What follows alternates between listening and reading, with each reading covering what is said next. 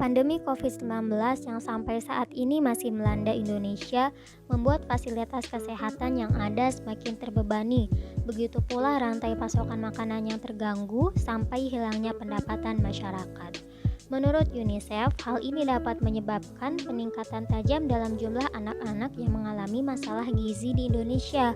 Lebih dari 2 juta anak menderita gizi buruk dan lebih dari 7 juta anak di bawah usia 5 tahun mengalami stunting. Perkiraan UNICEF baru-baru ini menunjukkan bahwa dengan tidak adanya tindakan yang tepat waktu, jumlah anak yang mengalami wasting atau kekurangan gizi akut di bawah 5 tahun dapat meningkat secara global sekitar 15% tahun ini karena COVID-19.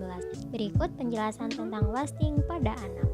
Wasting merupakan suatu kondisi gizi kurang akut di mana berat badan balita tidak sesuai dengan tinggi badan. Wasting ini merupakan masalah kesehatan masyarakat yang penting sekali karena memiliki dampak yang besar. Wasting ini dapat meningkatkan risiko kesakitan dan kematian anak karena anak yang wasting sangat mudah terkena penyakit infeksi. Apabila keadaan kurang gizi pada masa balita terus berlanjut, maka dapat mempengaruhi intellectual performance, kapasitas kerja, dan kondisi kesehatannya di usia selanjutnya. Anak-anak yang berada pada usia 0-5 tahun cenderung memiliki kemungkinan yang lebih tinggi mengalami wasting dibandingkan dengan anak-anak pada kelompok usia 5-9 tahun. Menurut WHO, indikator untuk menilai kemungkinan kondisi ini pada anak yakni berat badan menurun dengan cepat sedangkan tinggi badan tetap bertambah. Secara fisik, tubuh anak yang mengalami wasting akan terlihat tidak proporsional. Maksudnya, tinggi badan mereka terus bertambah, tetapi berat badannya terlalu kurus. Tak jarang mereka juga terlihat lebih lesu atau lemas, dan tulang-tulang di tubuhnya pun bisa menonjol. Ada beberapa tanda-tanda wasting, di antaranya yang pertama, persentil indeks massa tubuh anak kurang dari 5%. Yang kedua, bagi anak balita, perbandingan berat badan terhadap tinggi badannya kurang dari -2 standar deviasi. Yang ketiga, lingkar lengan atas kurang dari 110 mm. Secara umum, faktor penyebab wasting ini dibagi menjadi 2 faktor, yaitu faktor langsung dan faktor tidak langsung. Faktor langsung yang mempengaruhi status gizi anak atau terjadinya wasting ialah adanya penyakit infeksi dan asupan makanan. Asupan makanan ini merupakan zat gizi yang dikonsumsi oleh tubuh untuk beraktivitas serta mencapai kesehatan yang optimal. Selain itu, faktor langsung juga dapat disebabkan oleh adanya penyakit infeksi. Nah, salah satu penyakit infeksi yang berhubungan dengan wasting ialah malaria, di mana penelitian di Nusa Tenggara Timur menunjukkan adanya hubungan bermakna antara malaria dengan wasting pada balita. Penyakit malaria menunjukkan gejala antara lain menurunnya nafsu makan, muntah, dan sakit kepala. Dengan menurunnya nafsu makan dan muntah, asupan zat gizi akan berkurang sehingga mempengaruhi status gizi anak. Faktor penyebab tidak langsung terdiri dari penghasilan keluarga, riwayat pemberian ASI eksklusif, kelengkapan imunisasi, dan riwayat BBLR.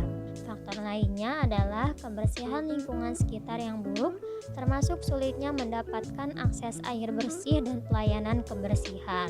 Selain itu, pengetahuan yang kurang mengenai nutrisi dan kesehatan anak juga dapat menjadi faktor penyebab terjadinya wasting pada anak. Berat badan yang tidak proporsional jika dibandingkan dengan tinggi badan dapat menyebabkan sejumlah dampak: pergerakan lambung yang melambat, penurunan sekresi asam lambung, anemia, trombositopenia, berkurangnya volume jantung, hilangnya kekuatan otot-otot pernafasan, penumpukan lemak dalam hati, mudah terserang infeksi TBC dan bronkitis, sering menangis, cenderung menjadi apatis, gangguan kognitif, menurunnya prestasi belajar, kurang bergaul dengan sesama anak, adanya gangguan tingkah laku, dan meningkat risiko kematian.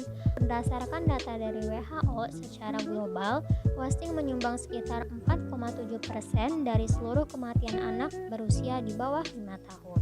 Jika anak sudah terserang wasting, apa sih yang harus kita lakukan? Yang pertama, memberi anak makanan padat energi untuk membantu meningkatkan berat badannya. Makanan padat ini dapat berupa kacang-kacangan dan produk yang berasal dari hewan. Yang kedua, memberi makanan bergizi seimbang yang terdiri dari makanan pokok, lauk pauk, sayur mayur, dan buah-buahan.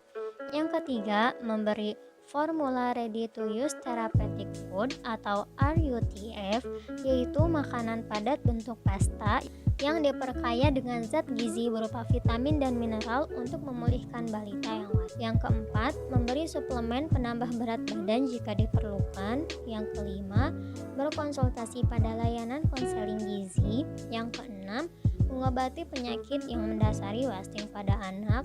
Yang ketujuh, memantau berat badan anak menggunakan kartu menuju sehat atau KMS yang sudah disediakan oleh tiap-tiap posyandu di Indonesia. Maka dari itu, penting bagi ayah bunda untuk rutin memeriksakan anaknya ke posyandu terdekat ya.